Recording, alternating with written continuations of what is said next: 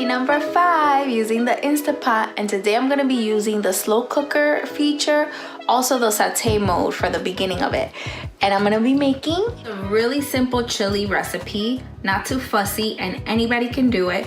It's not that many ingredients. So I have red and green peppers, half of each, some diced onions, celery, garlic, carrot for a little sweetness, some brown sugar for a little sweetness, tomato paste, then red kidney beans, a large can of diced tomatoes, my grass-fed beef, and half of a jalapeno and half of a chili pepper, and then salt and pepper. And it's super quick and it's super simple, and we're just gonna saute it in the pan and then let it go for a little bit and then put it on the slow cooker setting. I got my olive oil. I just drizzled a little bit on my pan, and I'm gonna brown my grass-fed beef. And of course, if you guys follow me, you know that I get this from Costco, and it's delicious and it's organic and it's perfect. So we're just gonna brown the meat for a little bit. Then we're gonna add our vegetables to that once we get this going. So I like to kind of smash a little bit of my meat down there while it's browning.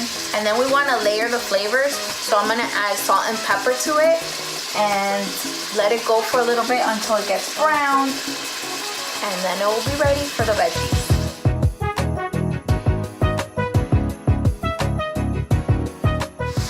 This is gonna brown up in no time. Now that my meat is nice and brown, I'm just gonna dump all the vegetables. It's just done. Let's just dump it. And the jalapenos, just be careful. It's super hot. You just wanna mix it in. Look how beautiful and colorful that is. Just wanna let that go until the veggies get a little bit translucent before we add our other ingredients. And we close it up so it can go on the slow cooker mode. So I also layered some more flavor into it, added a little bit more salt and a little bit more pepper. I like to add salt and pepper as I go along, so I'm layering the flavors as I'm adding more ingredients. So now it's ready for me to add the diced tomatoes and tomato paste, my brown sugar, a little bit more pepper. Remember layering. A little bit more salt. Mix that a little bit. And then my beans. It's a really chunky chili. And I'm gonna add also some chicken stock to this. And I always add chicken stock. I don't really measure it because I just wanna see how much liquid content I already have from the veggies and the beans and the tomatoes. So now I'm gonna kind of eyeball how much liquidy I want my chili to be. And now I'm just gonna add some of the chicken stock. You can also add bone broth if you want.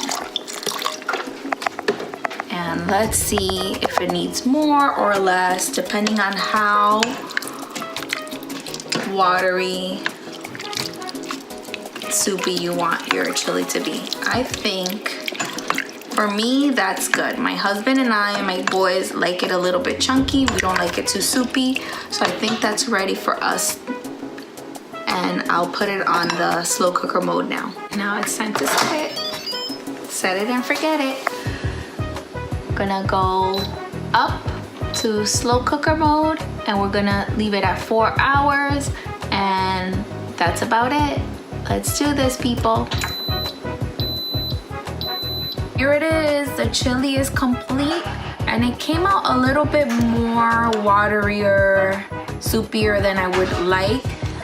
It's my first time doing it on the Instapot, so I am gonna have to continue to play with it and learn how to better execute a thicker, chunkier chili, which is to our liking at our home. Here is the chili, guacamole, some cheese and chips, and we're ready to go.